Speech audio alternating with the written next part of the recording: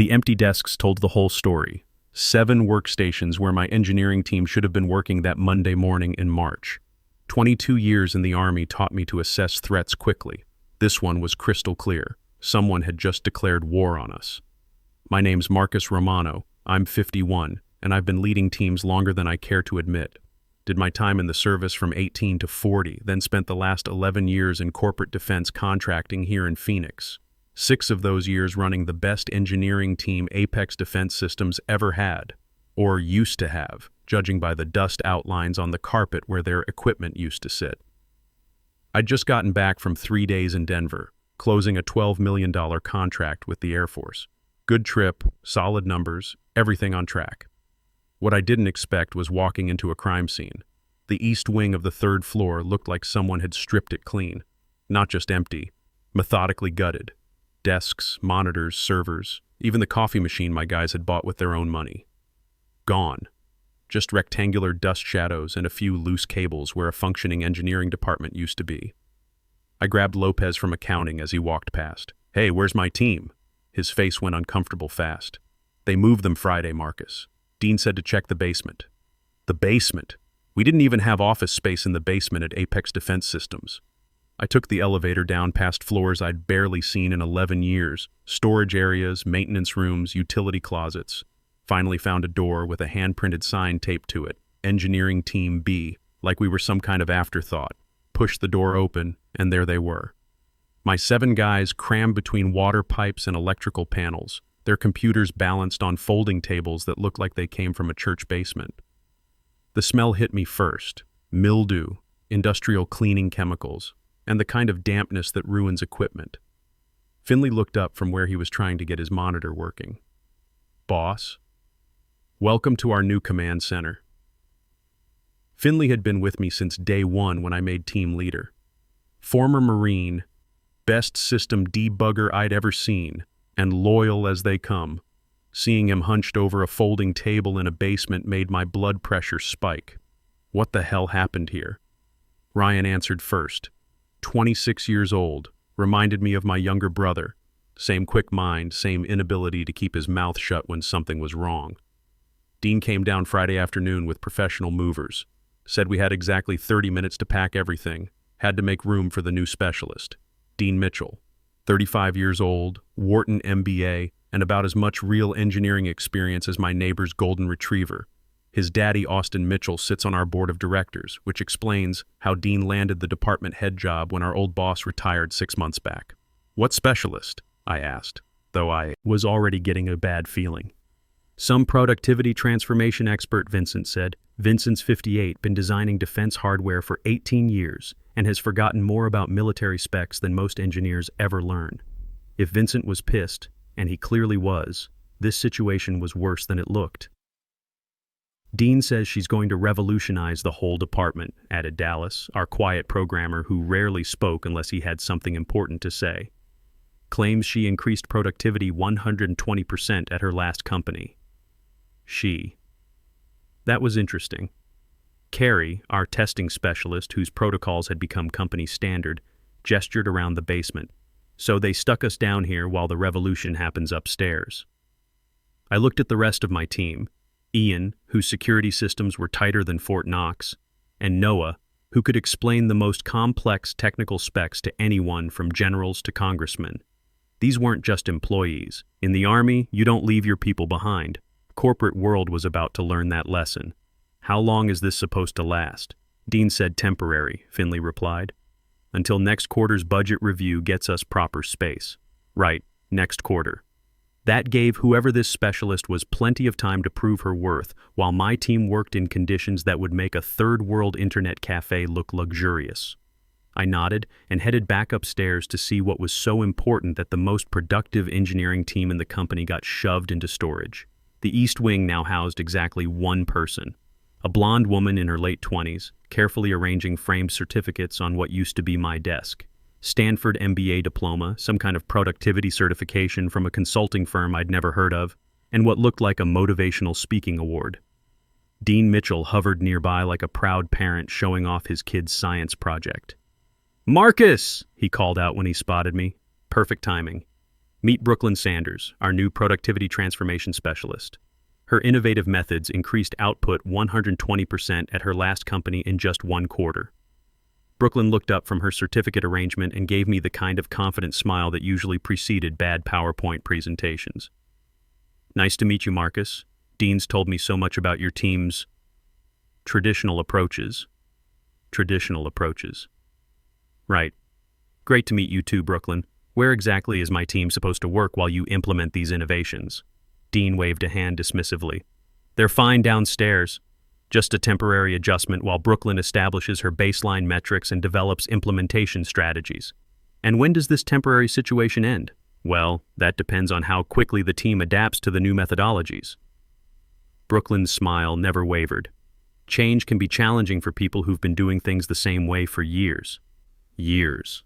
Like that was a bad thing, like consistency and results didn't matter.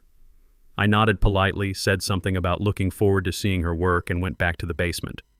My team was still trying to make the best of their situation, but the frustration was obvious. Water was dripping from an overhead pipe into a bucket near Finley's makeshift workspace. The Wi-Fi signal cut out every few minutes. One bathroom behind a shower curtain for 7 grown men. 18 years with this company, Vincent muttered, adjusting his monitor for the 3rd time. This is how they treat experienced engineers. I looked at their faces. These men had followed my leadership through impossible deadlines, complex projects, and budget cuts. They'd trusted me to protect their interests, and I'd failed them. That's when I made the decision that would change everything. Pack your bags, I said quietly. 7 pairs of eyes locked onto me. Not just for down here. Everything. Personal files, contacts, project documentation. Keep it quiet, but start gathering anything you might want to take with you someday. They stared at me for a moment. Then Finley nodded slowly. Roger that, boss. In the Army, when someone declares war on your people, you don't retreat. You regroup, gather intelligence, and plan your response. Brooklyn Sanders and Dean Mitchell had just made the biggest tactical error of their careers. They'd forgotten they were dealing with soldiers. 22 years in the Army teaches you that good intelligence wins wars before the first shot gets fired. While my team worked in their basement exile, I started making phone calls. The first call went to Jake Peterson, my old Army buddy who now ran corporate security for a firm in Scottsdale. Jake, I need a background check, completely legal, all public records. What are we looking at, Marcus? Brooklyn Sanders. Claims to be a productivity transformation specialist. Says she increased output 120% at her last company. Give me 48 hours. The second call was more important. Talia Martinez, CEO of Patriot Technologies. I'd known Talia for 8 years, ever since we worked together on a joint defense contract involving satellite communication systems for forward operating bases. She was smart, tough, and ran her 200-person company like a precision instrument. Marcus Romano, she said when her assistant put me through. How's life in the corporate trenches? Interesting times, Talia. You still looking for experienced engineering talent? Always. Especially people who understand both military requirements and civilian implementation. What do you have in mind? I gave her the overview, my team's track record, our current situation, the kind of projects we'd been delivering. By the end of the call, she was very interested. Send me portfolios on your key people, she said. If they're half as good as you say, we should talk face to face. For the next 2 weeks, my guys worked in conditions that would have been condemned by OSHA if anyone had bothered to inspect. The temperature swung from 45 degrees in the morning to 85 by afternoon. Fluorescent lights that flickered constantly gave everyone headaches. The Wi-Fi signal dropped every time someone used the microwave upstairs. But they followed my instructions without question. Every project got documented. Every process got mapped. Every line of code got commented like it was going into a time capsule. To anyone watching, it looked like we were just being thorough professionals. What we were actually doing was preparing for extraction. On a Thursday afternoon, Jake called back with information that made my day. Your productivity specialist has an interesting history, Marcus. Brooklyn Sanders worked at 3 companies in the last 2 years. First one was Northwest Defense Technologies. I know Northwest, good reputation, had good reputation. Sanders implemented her efficiency protocols there for 3 months. Productivity jumped initially, just like she claimed. Then project deliveries started missing deadlines. Employee satisfaction surveys went into the toilet. 6 months after she left, they laid off 40% of their engineering staff. What about the other companies? Second company was Pinnacle Systems. Class action lawsuit from employees over mandatory overtime and what they called dehumanizing efficiency protocols. Settled out of court for $2.3 million. Third company was Advantage Tech Solutions. Never heard of them. That's because they don't exist anymore. Filed for bankruptcy 8 months ago. Want to guess when Brooklyn left? Right before the wheels came off. 2 weeks before they missed a $15 million defense contract deadline. Coincidence? I'm sure. I thanked Jake and sat back in my chair. Brooklyn Sanders wasn't a productivity specialist. She was a corporate locust. Showed up, created the appearance of improvement, collected her fees, and moved on before the damage became obvious. The 120% productivity increase was probably accurate for the first month, achieved by pushing experienced engineers into unsustainable work patterns. Dean Mitchell had hired a company killer, and he was too inexperienced to see it coming. That evening, I got an unexpected email from Eva Walsh, our CEO. She wanted me to present our team's recent accomplishments to the board of directors the following Tuesday. My guys were excited when I told them, finally, some recognition for their work. That optimism lasted until Monday morning when Dean intercepted me outside the conference room. Change of plans, Marcus. The board wants to hear about future innovations, not past performance. Brooklyn's presenting instead. Eva specifically requested our team's quarterly report. I spoke with her this morning. She agreed my approach makes more sense. The board needs to understand our vision for transformation, not get bogged down in historical data. His smile reminded me of officers I'd known who were more interested in their next promotion than their soldiers' welfare. What about my team's preparation work? They can use it to support Brooklyn's implementation strategy. Good background material. I nodded and walked away, but my mind was already 3 moves ahead. Dean had just made his second major tactical error. The first was putting my team in the basement. The second was preventing them from presenting their own work to the board. In the Army, we had a saying, when your enemy is making mistakes, don't interrupt them. I went back to the basement and delivered the news. Ryan looked ready to punch something. So that's it? We do the work? She takes the credit? Not yet, I said. Keep documenting everything. Brooklyn's presentation that Tuesday was a masterpiece of corporate buzzword bingo. Synergistic optimization, paradigm-shifting methodologies, scalable efficiency matrices. She had charts showing projected productivity increases, timeline templates for implementation phases, and a budget request for $300,000 in transformation resources. What she didn't have was any understanding of what we actually did at Apex Defense Systems. The board asked technical questions. How would her methods integrate with our existing defense contract requirements? What about security clearance protocols for sensitive projects? How would efficiency gains be measured against quality standards mandated by military specifications? Brooklyn's confident smile started to crack. Those are implementation details that my team will address during the rollout phase. Your team? Asked board member Harrison Wright. I thought you were working with our existing engineering staff. Of course.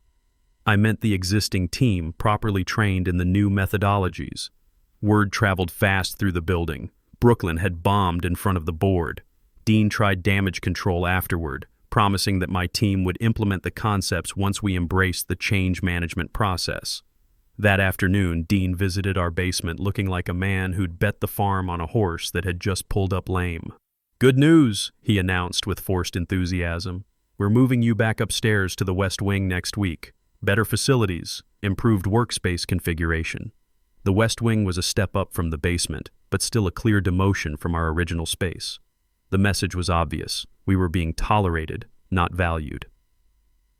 Thanks for recognizing our contribution, I said, which seemed to confuse both Dean and my team. After he left, Finley asked the question they were all thinking. Boss, what's the play here? We going to accept the West Wing? I looked at their expectant faces. Good men who'd trusted my leadership through worse situations than this. They deserved to know what was coming.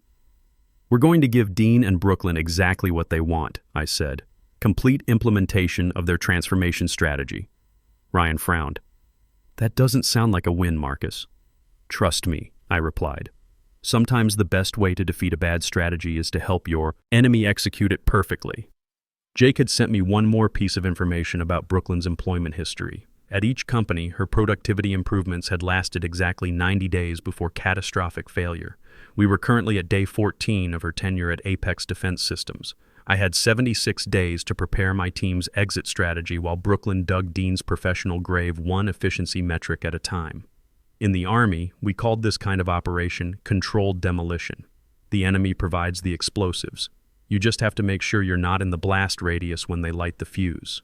Day 43 of Brooklyn's transformation strategy, and the cracks were starting to show. My team had been moved to the West Wing as promised, but the damage was already spreading through the department like a software virus. Brooklyn's efficiency protocols required detailed time tracking for every task. Engineers who used to collaborate freely now had to log every conversation, justify every coffee break, and submit daily productivity reports. The younger engineers were burning out. The experienced ones were updating their LinkedIn profiles. Perfect. I called Talia on a Thursday morning. How would you like to tour Apex Defense Systems? See our facilities, meet some of our people? Interesting timing, Marcus. Any particular reason? Brooklyn's been implementing her productivity transformation for 6 weeks. Dean's eager to show off the results to potential partners. I'll bet he is. How's Tuesday afternoon? Tuesday couldn't have worked better if I'd planned it myself. Dean had scheduled a facility tour for executives from Grayscale Solutions, a major defense contractor looking for engineering partnerships. He'd been preparing for weeks, practicing his presentation, coaching Brooklyn on her talking points. What Dean didn't know was that Talia Martinez and I had timed her visit to coincide with the Grayscale tour. I met Talia in the lobby at 2:00 p.m.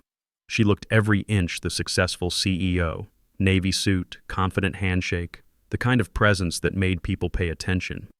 We took the elevator up to the executive floor, where Dean was showing the Grayscale team around our main conference room. Marcus, Dean called out when he spotted us.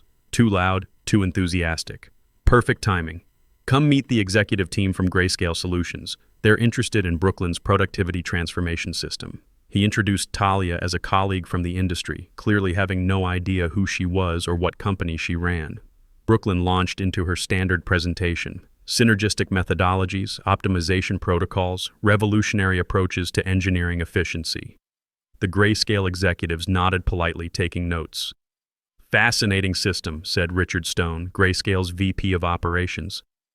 You've implemented this successfully at other companies? Absolutely, Brooklyn replied with her practiced confidence. My methods have consistently delivered significant productivity improvements. At Northwest Defense Technologies, we achieved a 120% increase in output within the first quarter. That's when Talia spoke up for the first time. I'm sorry, did you say Northwest Defense?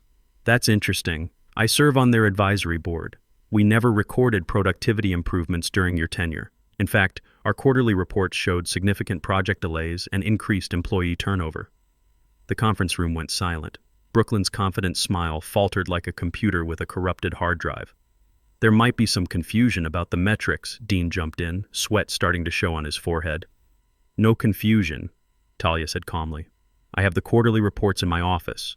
Northwest Defense laid off 40% of their engineering staff 6 months after Ms. Sanders left. Their largest defense contract was terminated due to missed deadlines.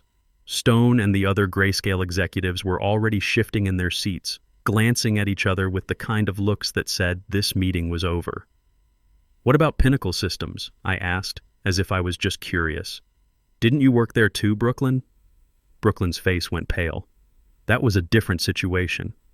Complex organizational challenges that predated my involvement. Complex enough for a $2.3 million class action settlement, Talia added helpfully. Filed by engineers who claimed your efficiency protocols created unsafe working conditions. The Grayscale team was already gathering their materials.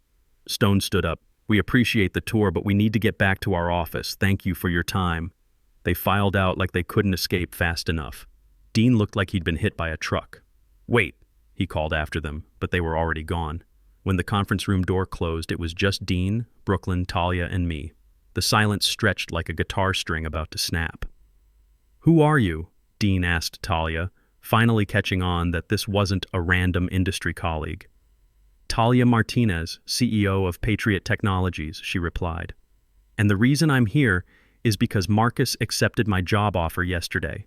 He's bringing his entire team to establish our new defense engineering division. Dean's face went through several color changes. You can't poach our entire engineering staff. That's corporate espionage. Nothing illegal about it, I said. Check our employment contracts. No non-compete clauses. You relocated my team to a basement, then moved them to secondary space while focusing resources on unproven methodologies. Talia's offering us proper facilities, competitive salaries, and respect for our experience. The board will never approve mass resignations. Talia smiled. The board approved our partnership yesterday afternoon. After reviewing your department's productivity metrics over the past 6 weeks. That hit Dean like a physical blow. He sank into his chair. What productivity metrics? I pulled out my tablet and opened the file I'd been building for 43 days. Brooklyn's efficiency protocols have increased individual task completion by 15%, but overall project delivery has declined by 28%. Employee satisfaction is down 60%. 3 engineers have already submitted resignations. 2 more have requested transfers to other departments. That's not possible.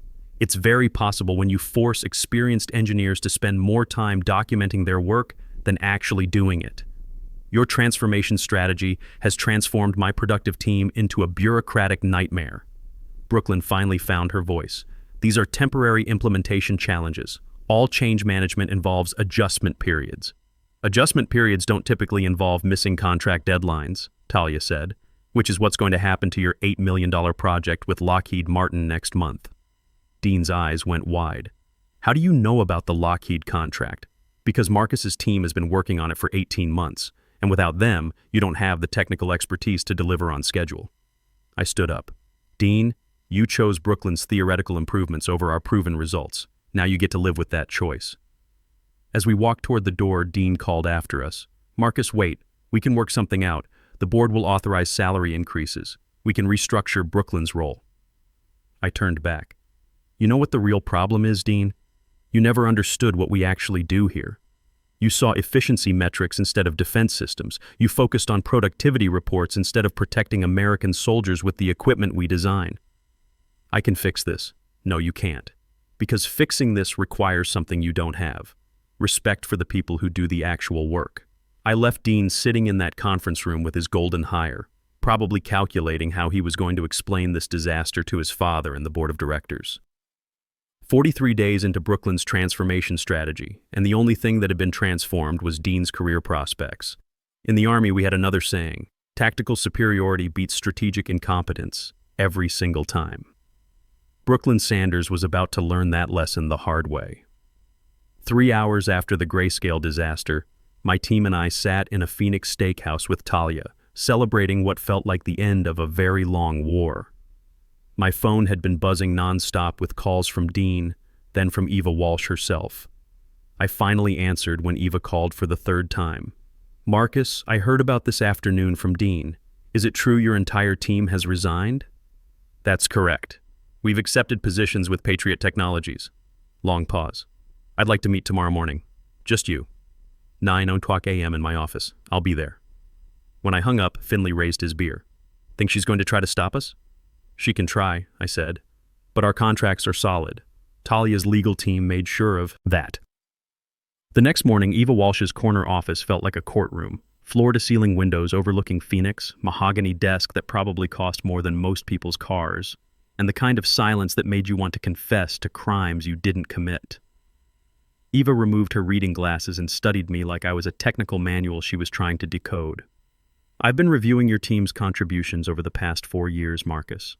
Consistently excellent work. Delivered on time, under budget, minimal drama. Thank you. My team is exceptional. Which makes me wonder why they're all leaving simultaneously. The basement relocation and Brooklyn's methods seem insufficient to explain a mass exodus. I kept my voice level. It wasn't just the basement, Eva. It was what the basement represented. Dean chose unproven theories over proven results. He valued presentation over performance. And you think I endorsed that approach? You approved Brooklyn's hiring and the budget for her transformation strategy. Eva laughed, but it wasn't a happy sound. Dean presented Brooklyn to the board as a unanimous management recommendation. I was outvoted 3-1 by board members who thought we needed fresh perspectives and innovative approaches. She slid a folder across the desk. This is what I'm prepared to offer to keep your team here. New department reporting directly to me. Complete autonomy over project assignments and methodology. I opened the folder and felt my breath catch. The terms were exceptional. Better salaries than Talia had offered, significant budget authority, and something I'd never had at Apex. Real decision-making power. Why now? Why not 6 months ago when Dean started making changes? Politics, she said simply. I couldn't undermine a board decision publicly. But yesterday's events changed the dynamics considerably. You're using our resignation to restructure the department. I'm using Dean's failure to fix problems that should have been addressed months ago. Mutual benefit, Marcus. You get what your team deserves. I get to clean house without looking like I'm second-guessing the board. I studied the offer. Everything my team had worked toward for years, handed to us on a silver platter. But something didn't sit right. What about Brooklyn? Her contract terminates today. Grayscale called this morning to cancel their partnership discussions. That was the final straw for the board. And Dean, reassignment to business development, face-saving lateral move that removes him from engineering oversight. I closed the folder. I need to discuss this with my team. Of course, but I need an answer by end of day. Back at Patriot Technologies, where my team was already settling into temporary workspace, I delivered the news. The reaction was immediate and divided. They only want us now that we're leaving, Ian said firmly. Classic corporate panic move. But building something new here with real support, Carrie countered. We wouldn't have to start over somewhere else. Ryan looked conflicted. What about our commitment to Talia? We signed contracts with exit clauses, I reminded him. Legally, we could accept Eva's offer. Vincent, who'd been quiet through the discussion, finally spoke. This isn't about what's best for us professionally. It's about what we can live with personally. That hit the core of it. These men had trusted my leadership through the basement exile, the bureaucratic nightmare of Brooklyn's protocols, and the uncertainty of changing companies. Now they were looking to me for the final decision. I think, I said slowly, we should split up. 7 faces stared at me in shock, not permanently, strategically. 4 of us accept Eva's offer and rebuild engineering at Apex. 3 come to Patriot as planned. We maintain connections, share information, and make sure neither company can take us for granted again. The silence stretched for a full minute. Then Finley started laughing. That's absolutely brilliant, Marcus. We become our own network. Insurance against future Dean Mitchells. The rest of the team caught on quickly. We'd create something unprecedented in the defense industry, a collaborative engineering group that transcended company boundaries. I made 2 phone calls. Both Eva and Talia were surprised by our proposal, but after lengthy discussions, they agreed. Regular collaboration between the 2 teams on select projects, shared resources for major contracts, and protection for all of us against corporate politics. 6 months later, our arrangement had become the subject of case studies at business schools. The collaborative model between traditionally competing companies had increased innovation while reducing development costs. Both Apex and Patriot had seen their stock prices rise 30% since implementation. Dean Mitchell got transferred to business development as promised, a lateral move that everyone understood was actually a demotion. Word through the corporate grapevine was that he spent most of his time trying to rebuild relationships with clients who remembered the Grayscale disaster. Brooklyn Sanders had reinvented herself as a workplace culture consultant and was working for a small firm in Denver. Her LinkedIn profile made no mention of her time at Apex Defense Systems. As for my team, we were no longer in any basement. 4 of us occupied a renovated engineering wing at Apex with windows, proper equipment, and respect. 3 thrived at Patriot Technologies with cutting-edge projects and unlimited coffee. I spent my time building bridges between both groups, consulting on projects that required our combined expertise. Most importantly, we'd created a new model that valued substance over style, experience over innovation, and results over rhetoric. The kind of workplace where what happened to us could never happen to anyone else. The best revenge isn't destroying your enemies, it's building something so much better than what they offered that their approach becomes obviously inferior by comparison. Sometimes the strongest response to betrayal isn't retaliation, it's transformation. We didn't just get our respect back, we changed the entire game.